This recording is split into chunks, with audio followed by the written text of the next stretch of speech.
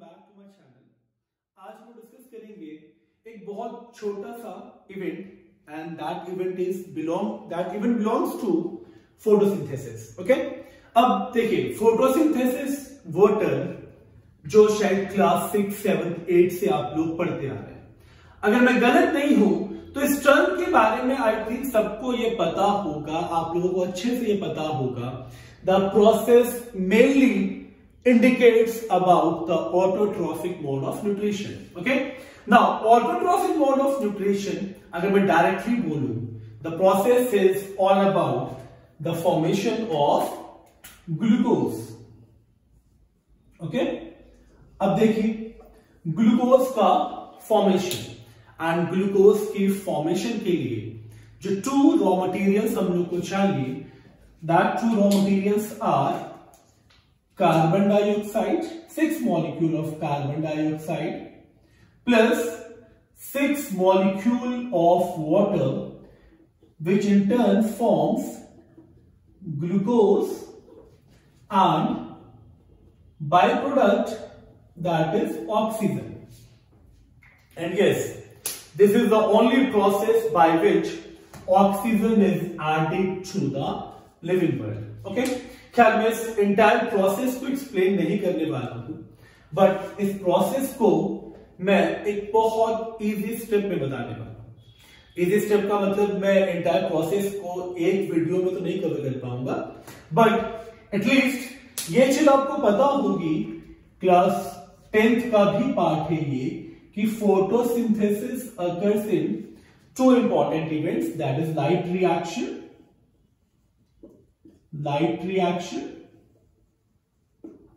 and dark reaction.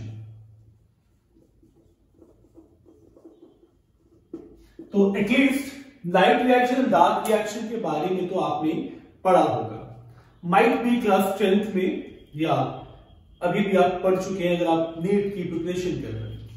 तो light reaction and dark reaction का major M क्या था?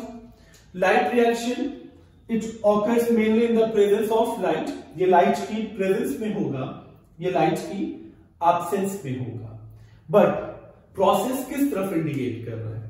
इंडिकेट ये कर रहा है कि लाइट रिएक्शन में the process is all about photolysis of water. तो यहां फोटोलाइसिस ऑफ वाटर होगा। इससे क्या होगा? जो वाटर का हम ब्रेक डाउन करेंगे, तो अंडरस्टूड है यहां ऑक्सीजन का लिबरेशन होगा, ऑक्सीजन का लिबरेशन होगा ना। And dark reaction is all about, अगर मैं डार्क रिएक्शन की बात कर रहा हूं, that is all about fixation और reduction of carbon dioxide. Okay, reduction of carbon dioxide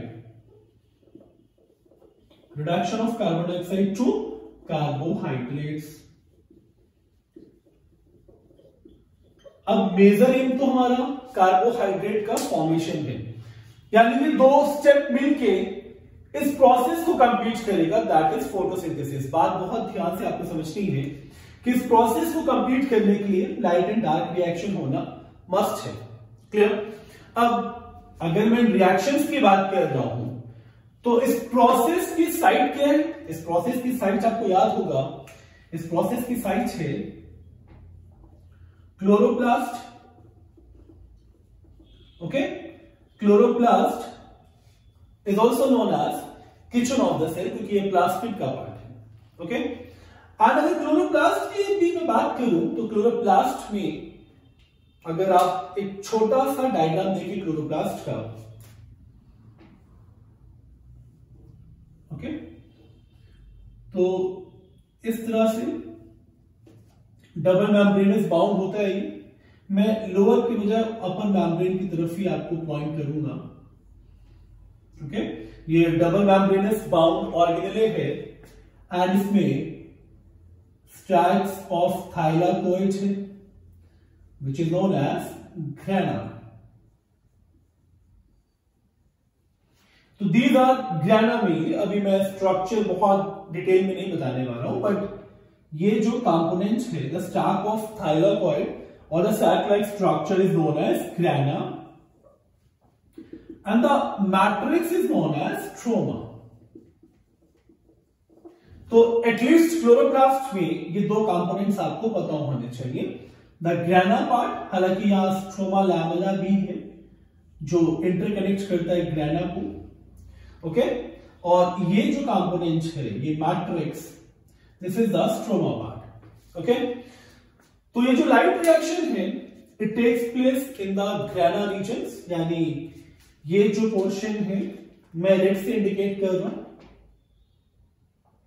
यहां पे लाइट रिएक्शन होगा, okay, means light reaction takes place in grana. और डार्क रिएक्शन की बात करूं तो dark reaction takes place in stroma. तो this is the basic information about photosynthesis. अब हम लोग आज डिस्कस करेंगे डार्क रिएक्शन वाले पार्ट को। अब डार्क रिएक्शन में भी एक चीज बहुत इंपॉर्टेंट है। इंपॉर्टेंट क्या है? क्योंकि ये एब्सेंस ऑफ लाइट में होगा, एब्सेंस ऑफ लाइट में हो रहा है ना, because it is dark reaction. तो नेम से ये बात समझ में आ रही है कि ये प्रोसेस लाइट की एब्सेंस में होगा। बट डार्क रिएक्शन मेनली वो कंपोनेंट यूज करेगा जो लाइट रिएक्शन में फॉर्म हुए हैं। अब लाइट रिएक्शन में जो कंपोनेंट फॉर्म हुए थे मेनली एटीपी एंड NADPH2। ये आपको याद रखना है कि लाइट रिएक्शन में जो टू कंपोनेंट्स फॉर्म हुए हैं वो है ATP and NADPH2, nicotinamide dinucleotide phosphate, okay. अब इन दोनों कंपोनेंट्स का यूटिलाइजेशन होगा डार्क रिएक्शन में, ओके। तो ये दोनों कंपोनेंट डार्क रिएक्शन में यूटिलाइज्ड होंगे for the formation of glucose, okay. तो यहां पे डार्क रिएक्शन से यस ये कार्बोहाइड्रेट और ग्लूकोज का फॉर्मेशन होगा। तो ये तो बेसिक चीज है, बट एंटायर जो डार्क रिएक्शन प्रोसेस है उसको हम लोग डिस्कस करेंगे based upon the nature of plant. क्योंकि सर्कुलेंट में या ज़ैरिक कंडीशन में जो प्लांट है वहां पे लोकेशन ऑफ क्लोरोप्लास्ट बहुत मैटर करता है, क्योंकि क्लोरोप्लास्ट वहां पे डीपर सिचुएटेड होते हैं, वो भी हम लोग डिस्कस करेंगे। बट अभी जो मैं डिस्कस करने वाला हूं वो है C3 plant and why it is known as C3 plant. अब इसको हम लोग डिटेल में समझेंगे, ओके। तो dark reaction is all about the fixation of carbon and carbon की फिक्सेशन से कार्बोहाइड्रेट का फॉर्मेशन। तो मैं एक बहुत सिंपल स्टेप पिक करने वाला हूं to explain the process of dark reaction, okay. बात समझ में आ गई आपको ना? तो इस प्रोसेस को यानी C3 cycle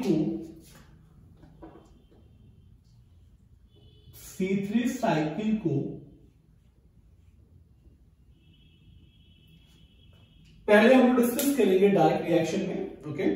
C3 cycle and it is also known by the name of its discoverer Melvin-Calvin cycle.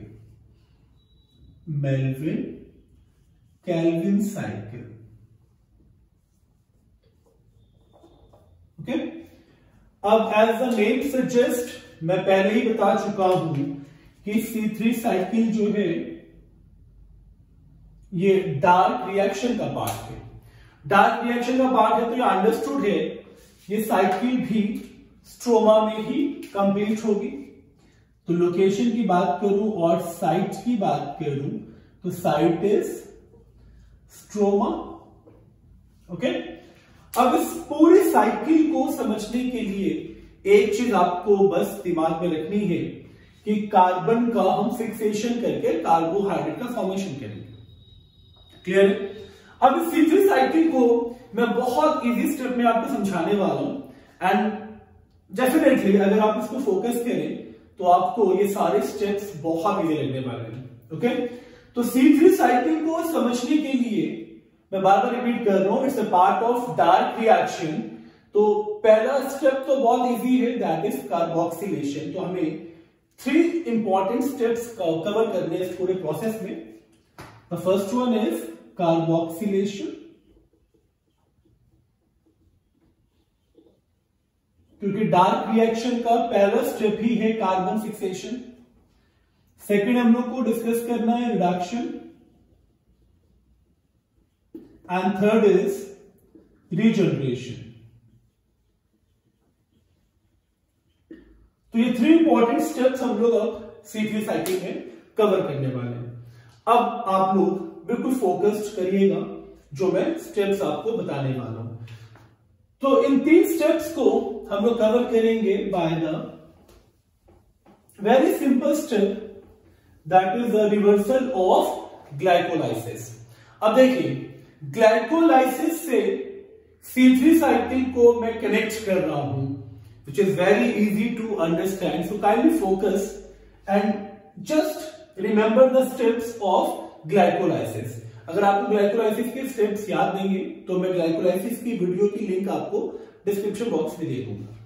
तो glycolysis is all about glucose formation.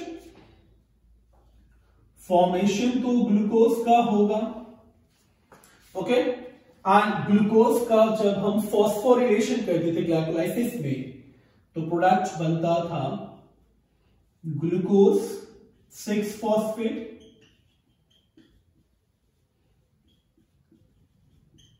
And glucose 6 phosphate का जब आइसोमराइजेशन होता था तो हम लोग फ्रक्टोज 6 फॉस्फेट ऑब्टेन करते थे, okay. And then fructose 6 phosphate का भी फॉस्फोरिलेशन होगा तो प्रोडक्ट आएगा आपके पास fructose 1,6 biphosphate, okay. Then fructose 1,6 biphosphate break होता था, इट्स 6 कार्बन शुगर, तो ब्रेक होता था in the 2 molecules of 3 carbon sugar. So it breaks into DHAP dihydroxy acetone phosphate and phosphoglyceraldehyde, that is PGAL. DHAP भी phosphoglyceraldehyde में convert होता था, which is a 3 carbon sugar, ये भी 3 carbon sugar है, and then ये proceed करता था for the formation of glucose. यहां तक तो आपको बहुत अच्छे से पता होगा कि ग्लाइकोलाइसिस आपने पढ़ा है। अब हम लोग करेंगे क्या, इसको कनेक्ट करेंगे विद द कैल्सियम साइकिल। अगर बाइफॉस्फोग्लिसरॉल्डिहाइड का हम ऑक्सीडेशन करें तो जो प्रोडक्ट बनेगा, ओके, हालांकि मैं अभी सिर्फ आपको समझाने के लिए ये स्टेप लेके चल रहा हूं, बट एक्चुअल स्टेप क्या है वो मैं जस्ट आपको समझाऊंगा, ठीक है। तो बाइफॉस्फोग्लिसरॉल्डिहाइड का, सॉरी, फॉस्फोग्लिसरॉल्डिहाइड का अगर हम ऑक्सीडेशन करेंगे तो ऑक्सीडेशन करने का मतलब क्या होगा, हमें रिमूवल ऑफ हाइड्रोजन करना पड़ेगा एंड हाइड्रोजन को एक्सेप्ट करेगा NADP to form NADPH2, okay. And ये जो फॉस्फोग्लिसरॉल्डिहाइड है ये बन जाएगा डाई PGA, क्योंकि अब यहां पे एक चीज आपको समझनी होगी कि ये जो प्रोडक्ट है आपका, ये फॉस्फोग्लिसरेट है या फॉस्फोग्लिसरिक एसिड है, ओके। तो यहां पे डाइफॉस्फोग्लिसरिक एसिड है, ओके, मैं स्मॉल में ही मेंशन कर रहा हूं इसको। और अगर डाइफॉस्फोग्लिसरिक एसिड का डिफॉस्फोरिलेशन करें, डिफॉस्फोरिलेशन का मतलब क्या हुआ, आपको फॉस्फेट हटाना है ना, तो फॉस्फेट हटाने के लिए क्या करेंगे आप, ADP को फॉस्फेट देंगे तो ADP क्या बन जाएगा, ATP। अब ATP बनने का मतलब क्या हुआ, प्रोडक्ट आ जाएगा आपके पास फॉस्फोग्लिसरेट, ओके। ये बहुत सिंपली मैं आपको समझा रहा हूं, अभी हम लोग एक्चुअल स्टेप पे आएंगे। अब फॉस्फोग्लिसरेट जो है ये वो फर्स्ट कंपाउंड है जो CO2 को एक्सेप्ट करेगा। तो CO2 को ये एक्सेप्ट करेगा, ये एक्सेप्ट नहीं करेगा, एक्चुअली ये CO2 जब डिफ्यूज होगा, ये जब एंटर होगा तो CO2 को एक्सेप्ट करेगा 5 कार्बन शुगर, दैट इज रूबिलोज और राइबोलोज बिसफॉस्फेट। ओके, तो रूबिलोज बिसफॉस्फेट, और मैं यहां पे इसको एज ए 5 कार्बन मेंशन कर रहा हूं। तो 5 कार्बन प्लस 1 कार्बन, तो इट फॉर्म्स PgA, ठीक है। एंड ये जो PgAl है, then it again reduces to PgAl। अब देखिए स्टेप्स में कंफ्यूजन हो चुका होगा, बट मैं इसको अगेन इजी करके आपको समझाने की कोशिश करूंगा। ओके, याद कहां पे रखना है आपको, जैसे CO2 डिफ्यूज होगा, CO2 डिफ्यूज होगा मतलब ये हायर कंसेंट्रेशन से लोअर कंसेंट्रेशन की तरफ आएगा, लीफ में आएगा। लीफ में आने के बाद या क्लोरोप्लास्ट में एंटर करने के बाद, स्ट्रोमा में एंटर करने के बाद ये सबसे पहले बाइंड होगा विद रूबिलोज बिसफॉस्फेट। ओके, ये बिसफॉस्फेट है, ये बाइफॉस्फेट नहीं है। एंड इसी प्रोसेस को हम बोलते हैं कार्बोक्सिलेशन। तो this is the first step which is known as carboxylation. और इस कार्बोक्सिलेशन में देखिए, अब आपको बिल्कुल सीक्वेंस में स्टेप समझने हैं, अब आपको डाउट बिल्कुल नहीं होने वाला। तो कार्बोक्सिलेशन का मतलब हुआ कार्बन का फिक्सेशन हो गया। एंड इस कार्बन का फिक्सेशन कैसे हुआ, कार्बन को एक्सेप्ट किया है रूबिलोज बिसफॉस्फेट ने। अब देखिए यहां पे कार्बन मतलब single carbon compound, okay, and ये 5 कार्बन कंपाउंड है। तो इस कार्बन को जब ये 5 कार्बन कंपाउंड एक्सेप्ट करेगा तो ये अंडरस्टूड है प्रोडक्ट बनेगा 6 कार्बन कंपाउंड, 5 + 1 6 कार्बन कंपाउंड, तो प्रोडक्ट बनेगा keto acids, and keto acids are the 6 carbon compound. Okay, but keto acid is a unstable compound. तो keto acid is a 6 carbon compound, it is a 6 carbon compound. ये भी आपको mention करना चाहिए क्योंकि ये पहला अनस्टेबल कंपाउंड है। तो this is the unstable compound, unstable compound, okay. और दैट्स व्हाई 6 कार्बन तो बन नहीं रहा क्योंकि ये अनस्टेबल है। तो 2 मॉलिक्यूल ऑफ 3 कार्बन बन जाएगा, दैट इज फॉस्फोग्लिसरेट और फॉस्फोग्लिसरिक एसिड। तो यहां पे ये 3 PgA बन जाएगा। ओके, 2 मॉलिक्यूल ऑफ 3 PgA, मैं यहां मेंशन कर रहा हूं 2 molecule of 3 PgA। Okay, and phosphoglycerate क्या है, phosphoglycerate is a 3 carbon compound. तो ये 3 कार्बन कंपाउंड, क्योंकि 6 carbon splits into 2 molecule of 3 carbon. ये पहला स्टेप तो आपको समझ में आ गया, कार्बन का फिक्सेशन हुआ क्योंकि carbon accepted by ribulose bisphosphate. And जब रूबिलोज बिसफॉस्फेट कार्बन को एक्सेप्ट कर लेगा तो इस प्रोसेस को बोलेंगे कार्बोक्सिलेशन। अब क्या होगा, 5 carbon plus 1 carbon form 6 carbon compound, that is keto acid. But keto acid breaks, और इस स्टेप को हम हाइड्रोलाइसिस भी बोलते हैं। कीटो एसिड का हाइड्रोलाइसिस होगा, हाइड्रोलाइसिस होगा तो क्या होगा, हाइड्रोलाइसिस से मतलब break down in the presence of water, तो ये ब्रेक होगा 6 carbon into 2 molecule of 3 carbon. 3 carbon is phosphoglycerate और फॉस्फोग्लिसरिक एसिड। अब इस फॉस्फोग्लिसरिक एसिड का हम फॉस्फोरिलेशन करेंगे, यानी इसमें यहां पे सिंगल फॉस्फेट है, इसमें हम एक फॉस्फेट और ऐड करेंगे। अगर हम एक फॉस्फेट और ऐड करेंगे तो हमें फॉस्फेट मिलेगा कहां से?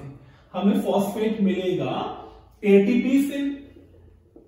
ओके, मैं जस्ट उल्टा चला गया था, बट मैं अब आपको सीधे से लेके आ रहा हूं, क्योंकि अगर आप इस तरह से भी स्टेप्स याद रखें तब भी आपकी साइकिल कभी नहीं भूलने वाली, और इस तरह से भी याद रखें तो बहुत छोटा सा स्टेप है साइकिल को समझने के लिए। तो एटीपी से हम फॉस्फेट लेंगे, तो ATP turns into ADP plus it gives phosphate and that phosphate added to phosphoglycerate. अब ये फॉस्फेट इस पे ऐड हुआ, जब ये ऐड हुआ देखिए यहां पर डाइफॉस्फो हो गया, मतलब 2 फॉस्फेट हुआ, एंड ये डाइफॉस्फोग्लिसरेट यहां पे क्या करेगा? डाइफॉस्फोग्लिसरेट ने फॉस्फेट तो एटीपी से लिया, बट डाइफॉस्फोग्लिसरेट जो है वो रिड्यूस्ड होगा। रिड्यूस्ड का मतलब क्या होगा? अगर ऑक्सीडेशन में रिमूवल ऑफ हाइड्रोजन है तो रिडक्शन में क्या होगा? हम एडिशन ऑफ हाइड्रोजन करेंगे। हाइड्रोजन अगर इसमें हम ऐड कर रहे हैं तो हमें हाइड्रोजन एक्सेप्टर भी चाहिए, और हाइड्रोजन एक्सेप्टर कौन है यहां पे? NADPH2 डोनर, सॉरी, क्योंकि हमें हाइड्रोजन चाहिए तो NADPH2 ये प्रोडक्ट हमने राइट रिएक्शन में बनाया है, तो ये अपना हाइड्रोजन देगा ना, तो प्रोडक्ट क्या बनेगा? NADP, और ये हाइड्रोजन रिमूव्ड हुआ, यानी जब ये हाइड्रोजन रिमूव्ड हुआ तो ये हाइड्रोजन ऐड किसमें होगा? डाइफॉस्फोग्लिसरेट में। जब ये हाइड्रोजन इसमें ऐड होगा तब होगा आपका second step, that is reduction. Reduction में क्या होगा? जब ये रिड्यूस्ड होगा तो ये बनेगा फॉस्फोग्लिसरल्डिहाइड। ओके, अब ये फॉस्फोग्लिसरल्डिहाइड का अभी भी हमारे पास ये भी 3 कार्बन था, ये भी 3 कार्बन है, एंड ये भी 3 कार्बन है। ओके, अब ये फॉस्फोग्लिसरल्डिहाइड को हम दोबारा यूटिलाइज करेंगे या केमिकल रिएक्शन से इसको ब्रेक डाउन करेंगे एंड प्रोडक्ट बनेगा दोबारा रूबिलोज बिसफॉस्फेट। तो यानी इससे हम दोबारा ये बना रहे हैं ना, यानी रूबिलोज बिसफॉस्फेट दोबारा बनेगा, मतलब रीजनरेशन होगा, तो इस स्टेप को हम बोलेंगे रीजनरेशन। तो that step is known as regeneration. Okay, तो मैं स्टेप्स को रेड से हाईलाइट कर रहा हूं, तो ये 3 स्टेप्स आपको बहुत अच्छे से याद रखने हैं। The first one is carboxylation. Okay, the first one is, यहां इसको CO2 कर लेते हैं यहां पे, which get accepted by rubylose bisphosphate to form phosphoglycerate। तो ये जो पहला स्टेप था, that step is known as carboxylation. तो this is step number 1। Then यहां पे क्या हुआ था हमारा? रिडक्शन। तो यहां पे रिडक्शन हुआ है। ओके, तो reduction is step number 2। Reduction is step number 2 and regeneration is step number 3। अब हम लोग इंटरमीडिएट्स देखते हैं, बट इस पूरे प्रोसेस में सबसे इंपॉर्टेंट चीज क्या थी?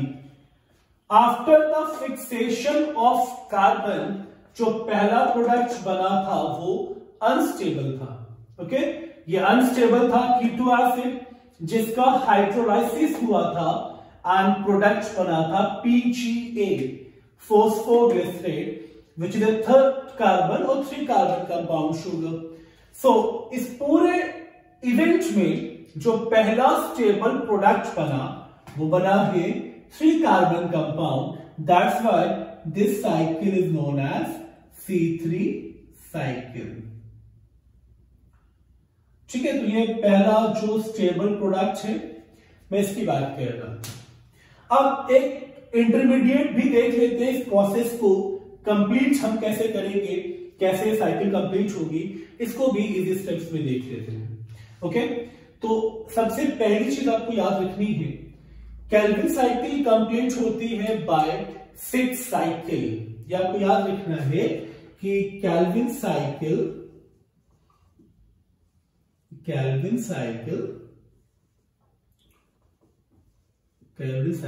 takes 6 rounds to complete the cycle.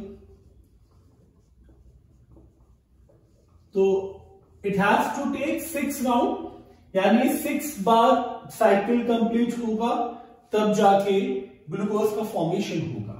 Okay, तो मैं इस पूरे प्रोसेस को आपको समझाऊंगा कि कैसे ये 6 राउंड कंप्लीट करेगा। तो मैं डायरेक्टली उस पॉइंट पे आता हूं कि ये साफ साफ ये क्लियर हो गया कि हमें 6 मॉलिक्यूल ऑफ रूबिलोज बिसफॉस्फेट चाहिए ना। तो 6 molecule of ribulose bisphosphate accept करेगा 6 molecule of carbon dioxide. Okay, 6 molecule of carbon dioxide. अब रिजल्ट क्या होगा, यहां पे ये खुद एक 5 कार्बन कंपाउंड है, तो 5 कार्बन कंपाउंड एंड 6 मॉलिक्यूल ले रहे, तो यहां पे 30 कार्बन हो जाएगा। 30 कार्बन, 5 into 6 30 कार्बन। एंड यहां पे हमारे पास कितना आ रहा है, 6 कार्बन, क्योंकि कार्बन सिंगल कार्बन कंपाउंड है, तो 6 कार्बन यहां पे मिलेगा हमको।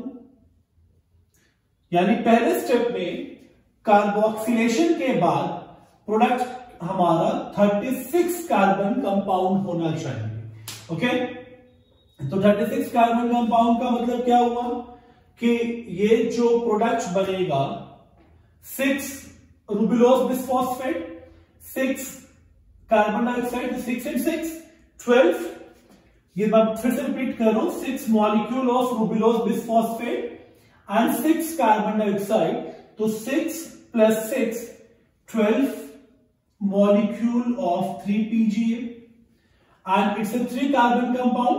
ये 3 कार्बन कंपाउंड है ना, तो 3 into 12 36 carbon compound, 36 carbon compound हुआ, बैलेंस हो गया। देखिए 5 कार्बन कंपाउंड ये था, 5 into 6 30 कार्बन, एंड इस 30 कार्बन ने एक्सेप्ट किए 6 carbon molecule of 6 carbon dioxide, किया ना।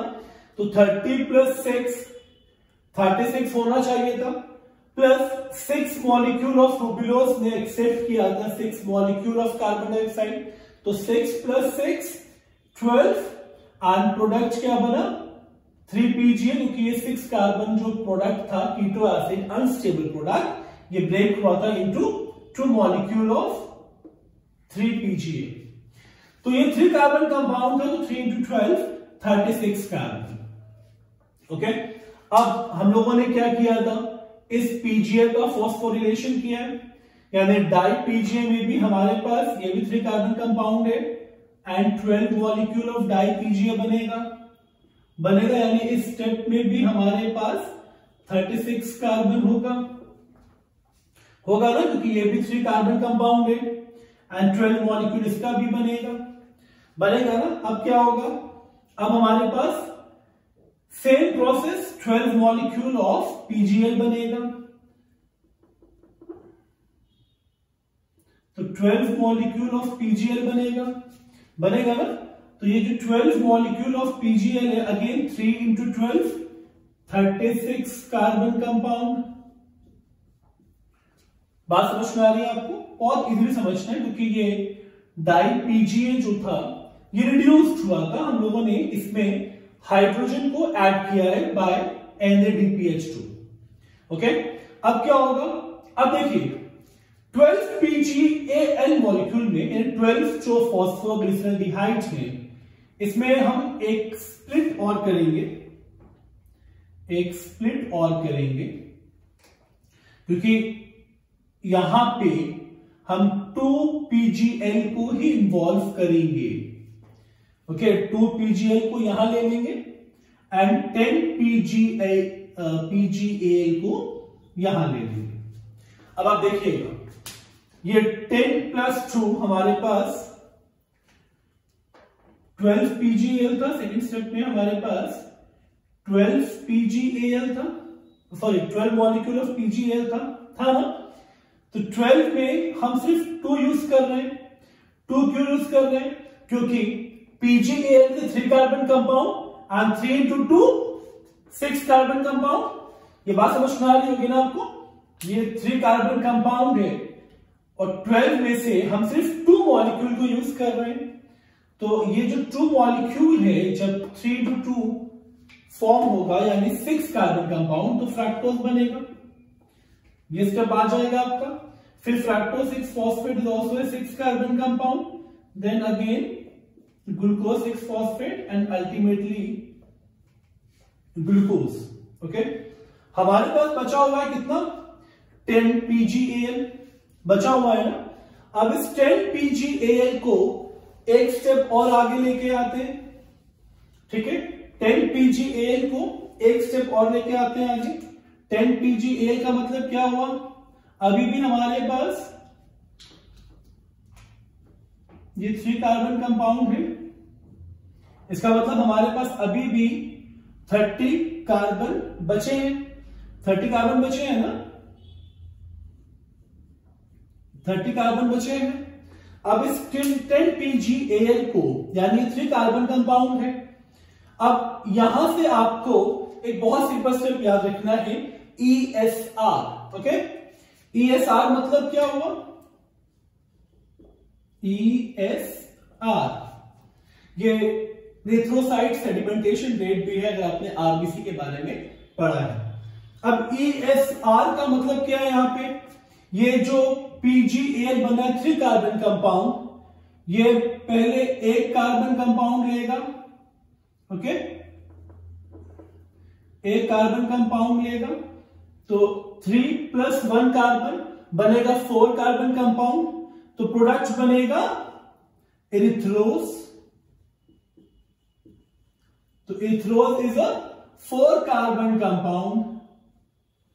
ओके, अब ये 4 कार्बन कंपाउंड, मैं इसको थोड़ा सा शिफ्ट कर रहा हूं, ESR को यहां मेंशन कर रहा हूं, ESR। ओके, तो इरिथ्रोज का फॉर्मेशन हो गया which is a 4 carbon compound. अब ये 4 कार्बन कंपाउंड यानी इरिथ्रोज, बहुत इजीली आपको समझना है, ये ऐड होगा या ये बाइंड होगा with dihydroxy acetone phosphate. Okay, तो इट्स अ 4 कार्बन कंपाउंड और ये ऐड हो रहा है 3 कार्बन कंपाउंड। ठीक है, ये 4 कार्बन और 3 कार्बन यानी प्रोडक्ट बनेगा 7 कार्बन। तो 7 कार्बन इज सीडोहैप्टुलोज। सीडोहैप्टुलोज, तो sedoheptulose is a 7 carbon compound. Okay, and finally 7 carbon compound मतलब अब सीडोहैप्टुलोज क्या करेगा? देखिए 7 कार्बन कंपाउंड हमारे पास है, ये भी ऐड करेगा अपने साथ या रिएक्ट करेगा फॉस्फोग्लिसरॉल्डिहाइड से विच इज 3 कार्बन कंपाउंड। तो 7 + 3 प्रोडक्ट बनेगा 10 कार्बन कंपाउंड। तो यहां पे 2 प्रोडक्ट्स बनेंगे, एक बनेगा रूबिलोज,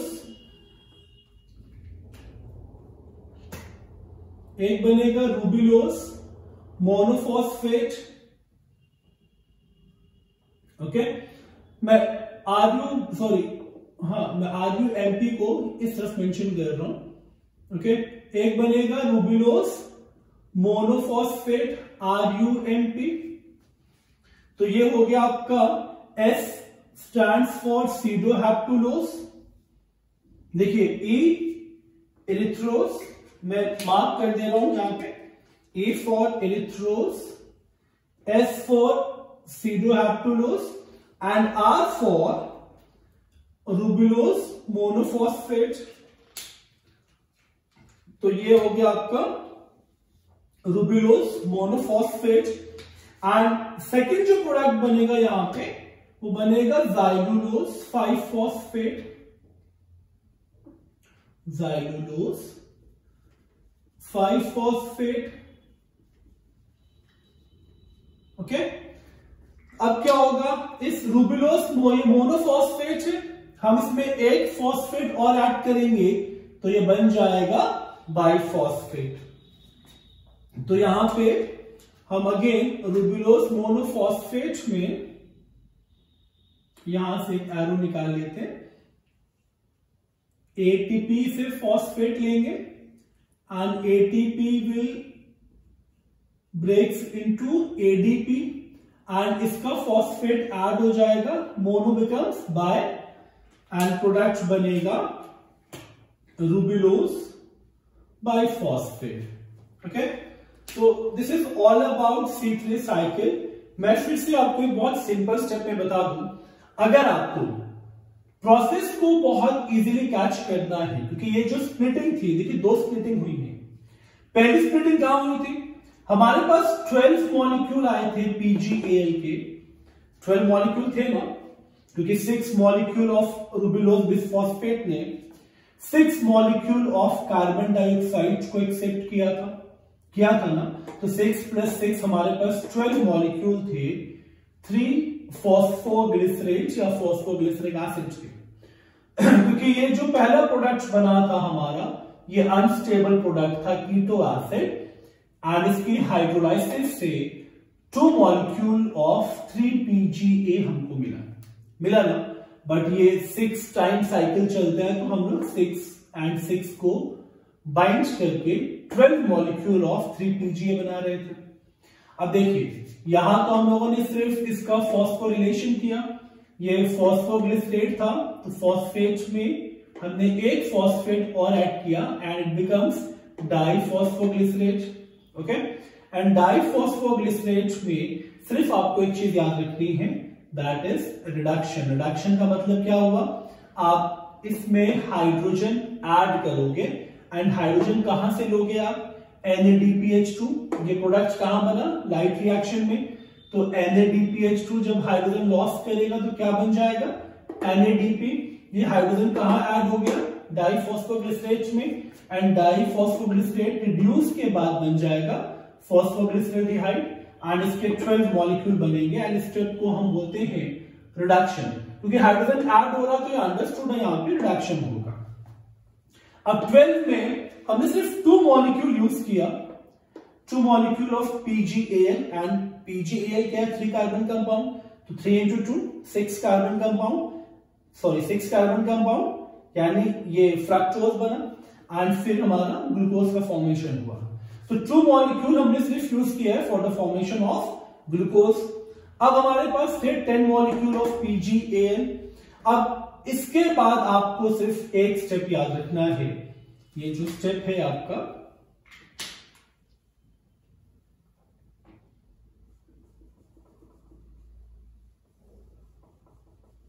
ओके, तो ये 10 जो PgAl आपके बचे हुए थे, इसके बाद आपको ESR करना है। ESR का मतलब 3 कार्बन कंपाउंड पहले 4 कार्बन कंपाउंड बनेगा, okay, that is इरिथ्रोज, and 4 carbon compound 3 carbon compound को एक्सेप्ट करेगा, तो ये बनेगा 7 कार्बन कंपाउंड, यानी सीडोहैप्टुलोज, S भी कवर हो गया। 7 कार्बन कंपाउंड भी एक्सेप्ट करेगा, देखिए 3 कार्बन कंपाउंड को 7 + 3 10 कार्बन कंपाउंड, तो 2 मॉलिक्यूल बन जाएंगे 5 कार्बन कंपाउंड के, ज़ाइलुलोज एंड रूबिलोज मोनोफॉस्फेट। एंड इस रूबिलोज मोनोफॉस्फेट में भी हम फॉस्फोरिलेशन करेंगे एंड प्रोडक्ट बन जाएगा रूबिलोज बिसफॉस्फेट। ओके, तो ये पूरा जो इवेंट है ये C3 साइकिल का है। आप पहले इसको as a carboxylation, reduction and regeneration याद रखें, देन आपको ये सारे स्टेप धीरे धीरे, क्योंकि एक बार आपने यहां तक स्टेप कवर कर लिया, क्योंकि ये सिर्फ 2 मॉलिक्यूल है ग्लूकोज के लिए, 10 मॉलिक्यूल के बाद आपको ESR याद रखना है। एंड बायो वालों के लिए ESR याद रखना बहुत सिंपल है, क्योंकि आप RBC का एक रेट निकालते हो, एरिथ्रोसाइट सेडिमेंटेशन रेट, इसको कवर करते हुए फिर आपको ये साइकिल कवर करनी है। आई होप ये वीडियो आपको समझ में आया होगा। तो इसके बाद हम लोग डिस्कस करेंगे C4 cycle in the next lecture.